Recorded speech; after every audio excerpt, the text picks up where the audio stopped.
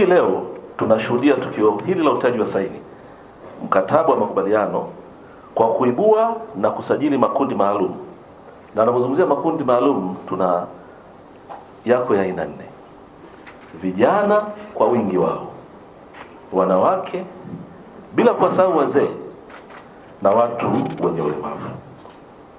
Na tunaamini kwamba kote nchini tukishirikiana pamoja, sisi PPRA na VETA tunaweza tukayavuta ya makundi kwa haraka. Tukio hili linaashiria hatua muhimu katika kuunga mkono jitihada za serikali katika kuongeza ajira, kazi, hususan kupitia sekta ya ununuzi wa umma ambayo ni takriban 60% mpaka 70% ya bajeti yetu. Na mnafahamu ukubwa wa bajeti yetu. Bajeti yetu ambayo tunaenda nayo ni trilioni 56.5. Sasa chukua 60% au 70% ambayo yote inakwenda kwenye ununuzi wa umma, tunazungumzia takriban kati ya trilioni 20 mpaka trilioni 30. Ndugu washiriki, mamlaka yetu ya PPRA ni chombo cha kisheria kinachoshughulikia usimamizi wa ununuzi wa umma nchini na vile vile usimamizi wa mfumo wa ununuzi wa kielektroniki uitao NeST. Na kubwa ni kuhakikisha kwamba ununuzi wa bidhaa, huduma na kazi za ujenzi unafanywa kwa haki na kuzingatia maslahi ya umma. Ndugu washiriki, sasa hapa nataka nilete swala zito. Na PPRA tumekuwa tukifanya kazi sasa hivi kuelimisha umma. Tunapozungumzia ununuzi wa umma, sio kununua bidhaa peke yake. Leo duniani na kote sasa kwenye nchi zinazoendelea tunaanza kuzungumzia kutoka kwenye product and service procurement na tunazungumzia community procurement. Jamii inahusishwa vipi katika ununuzi wa umma? Na hiyo unaifunga na dhana ya SPP ambayo ni sustainable public procurement. Je, manunuzi yetu ni endelevu? Ukijenga barabara, hiyo ni huduma, lakini ili iweze kuwa endelevu lazima jamii ihusishwe katika kuitunza barabara hiyo. Na yote hayo ni ununuzi wa umma. Na ndio concept sasa ya kuwahusisha wananchi katika ununuzi wa umma. Sasa hivi ndio swala linalozungumzwa sana katika tasnia ya ununuzi wa umma, lakini kwa bahati sisi Tanzania tulikuwa mbele, ambapo marekebisho ya sheria ya ununuzi wa umma ya mwaka 2016 yaliweka upendeleo maalum wa 10%. Na mabadiliko makubwa ya sheria mpya ya ununuzi wa umma ya mwaka 2023 na kanuni zake za 2024 zimeiongeza na kusema hapana, ununuzi wa umma shirikishi ufike 30%. Sasa nitoe mfano. Serikali hii pendwa imefanya maamuzi hayo miaka 2 iliyopita kwamba kila taasisi nunuzi katika bajeti yake ya ununuzi wa umma itenge 30%. Mfano, kama ununuzi wako ni bilioni 1, milioni 700 achia wazabuni wakubwa hao, lakini milioni 300 itenge kwa upendeleo wa makundi haya maalum ambayo nimesema ni vijana, wanawake, wazee na watu wenye ulemavu. Lakini tunachokifanya sio kugawa fedha. Ununuzi wa umma unawashirikisha kujenga wajasiriamali na watu ambao wako tayari kufanya biashara na serikali. Na kama tunavyofahamu, wajasiriamali wanapoibuka kwa kuwezeshwa na serikali yao, mule wanaweza kutengeneza kazi pamoja na ajira za kudumu kwa wale ambao watakuwa wanashirikiana nao. Tunapozungumzia ununuzi wa umma katika kiwango hiki ni takriban trilioni 4 mpaka trilioni 5 kama taasisi zote nunuzi zitatekeleza hili. Kwa hiyo ndugu zangu, niwaambie kwamba lengo kubwa ni kuhakikisha kwamba watu wengi wanashiriki katika mchakato wa ununuzi wa umma, na ni kwa mujibu wa sheria. Na sheria hii iliyopitishwa na Bunge ndio tunayozungumzia. Kwa ndugu washiriki, nadhani baadaye wataalamu wetu watakupitisheni kwenye vipengele ili muweze kuona kwamba haya mambo tayari yako kisheria. Ni jukumu sasa ya sisi kushirikiana kuona kwa kasi gani tunaweza kujumuisha umma katika ununuzi wa umma. Kwa hiyo kikubwa ni kwamba je, tunawafikiaje?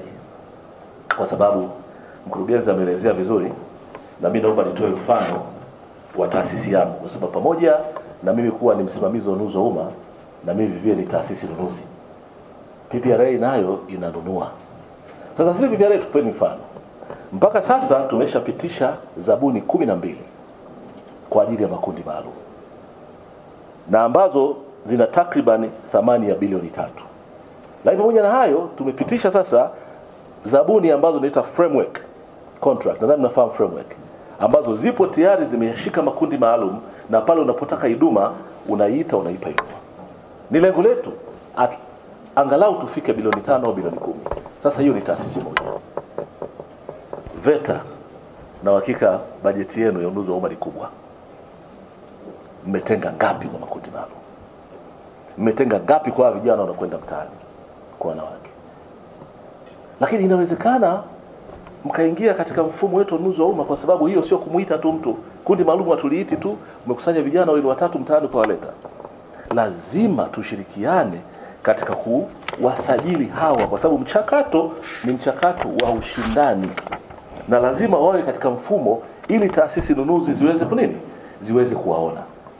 Changamoto kubwa tulionayo, pamoja na kuwa na fursa hii kubwa, hadi sasa tuna jumla ya makundi takriban 1000 tu. Mbona changamoto hiyo? Na makundi yenyewe katika sheria yetu inatuelekeza liwe ni kundi kati ya watu 5 mpaka watu 20.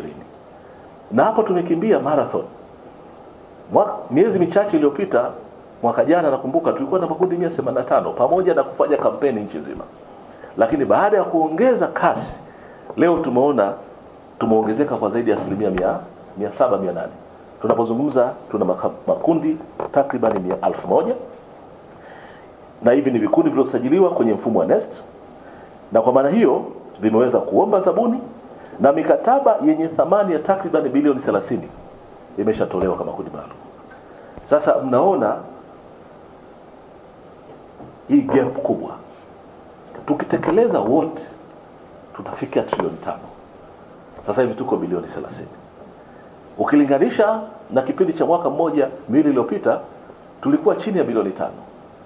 Tunahitaji kuongeza kasi ya kuwafikia wananchi, kuambia kuhusu swala hili ambalo serikali yao pendwa imeliweka si kwa maneno, liko kisheria. Na katika kufanya haya tunaona kabisa nia ile ambayo pia PPRA wako nayo, na kwa mujibu wa sheria ni kwamba inahitajika kuhakikisha kwamba kunakuwa na makundi maalum ambayo yanakuwa yanawezeshwa kwa ajili ya kushiriki kwenye shughuli za kiuchumi hapa nchini. Na sisi kama VETA kupitia sheria yetu tunahitajika kuhakikisha kwamba tunaweka maendeleo na kuwawezesha makundi maalum. Moja, kwa ajili ya kuweza kupata ujuzi, kupata mafunzo, lakini mwisho wa siku waweze na wenyewe kwenda kujiajiri, kuajiriwa, hata kuajiri wengine. Sasa katika ile eneo la kujiajiri, kuajiriwa ni eneo ambalo ni pana na linahitaji mambo mengi. Kwa hiyo wenzetu wa PPRA baada ya kuja na kuona kwamba kuna eneo ambalo linatakiwa liwekewe mkakati na tuweze kulifanyia kazi kwa pamoja, kama VETA na sisi tukalipima na kuliona kwamba kweli sisi tunaweza tukawa ni moja ya input kubwa ya kuwezesha wananchi, kuwezesha makundi maalum, lakini mwisho wa siku tutakuwa tumeliwezesha taifa letu kuweza kufikia malengo. Na hili ni eneo ambalo linatuhitaji pia kwenye sheria ya ununuzi kuhakikisha kwamba kila taasisi nunuzi inatenga kiwango cha 30% ya ununuzi wake kwa mwaka kwa ajili ya makundi maalum kwenye jamii zetu.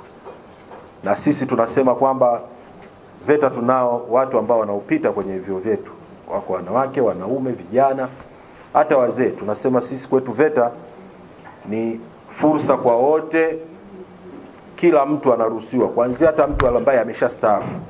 Sisi kwetu tunamruhusu aje, tumpe ujuzi ili aweze kwenda kufanya vizuri shughuli zake. Kwa hiyo tunaamini kupitia sheria hii ya ununuzi inaenda kutusaidia na sisi VETA kuwajenga watu, lakini sasa kuwatengenezea mfumo na utaratibu ambao utawasaidia kupitia PPRA kuweza kufanya shughuli mbalimbali katika taasisi mbalimbali za serikali. Na katika majadiliano tulipata pia uelewa na wenzetu wa PPRA kwamba makundi haya maalum ambayo yanahitajika bado hayajafikia kile kiwango kinachohitajika, na bado inaonekana wananchi wengi aidha hii fursa hawajaitambua au wameitambua lakini hawajajua ni namna gani wanaweza kuifikia fursa hii. Sasa ni jambo ambalo tumeliona na sisi kama VETA. Wananchi wengi wanapita kwenye vyuo vyetu, tunawapa ujuzi, wanasoma mafunzo ya muda mfupi, mafunzo ya muda mrefu. Hivi karibuni tulikuwa na kundi kubwa sana, tumefundisha watu karibuni takriban 16,000-17,000 wanawake nchini katika vyuo vyetu. Katika kipindi cha miezi karibuni 4-5 tumefundisha wanawake takriban 16,000-17,000, ambao wanawake hawa tumewapa ujuzi katika maeneo mbalimbali. Kila wengine wamekuja wanataka kujua masuala ya usafi ili wakafanya shughuli za usafi kwenye maeneo mbalimbali, kwa hiyo kwenye taasisi mbalimbali. Wengine wamekuja wanafanya shughuli za catering, wengine wamekuja wanataka kujifunza mapishi, lakini pia ushonaji na vitu vingine. Sasa ukijaribu kutizama ni kundi kubwa sana ambalo mwisho wa siku tunapokuja kuliunganisha kisheria kama sheria ya ununuzi inavyotuhitaji, manake ni watu ambao tunakuwa tumeshawatengenezea fursa kubwa ya kuweza kushiriki vizuri kwenye shughuli za kiuchumi. Kwa mimi naamini kupitia wenzetu wa PPRA, kupitia pia na sisi VETA tunavyotoa mafunzo yetu na kupitia vyuo vyetu, tuna uwezo wa kuweza kulisaidia taifa letu kupitia makundi haya maalum.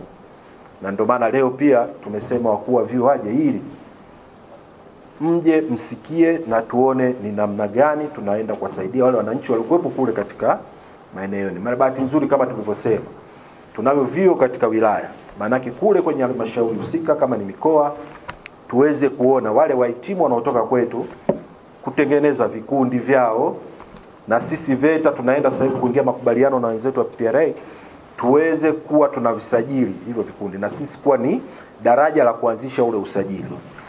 Na vinapokuwa vimesajiliwa, manake mwisho wa siku PPRA wanavithibitisha ili sasa viweze kuingia katika michakato ile ya NeST ya ununuzi, na taasisi mbalimbali zinakuwa zina uwezo wa kuweza mwisho wa siku kuzichagua kwa ajili ya kufanya nao shughuli mbalimbali ambazo zinahitajika. Na sisi VETA tunaamini kwamba kupitia hili tunaenda kusaidia takriban makundi maalum karibuni 20,000 na zaidi, kwa sababu ya idadi ya wale wanaopita, makundi maalum ambayo tunakuwa nayo au kozi maalum ambazo tunazitoa, ambazo tunazifanya katika vyuo vyetu mbalimbali. Na kupitia hili tunaamini tunaenda kuamua wananchi wengi kiuchumi, lakini pia kuwawezesha kuishi vizuri katika jamii zao. Na hili ndilo ambalo tunaliona kabisa hata Mheshimiwa Rais amekuwa amelisisitiza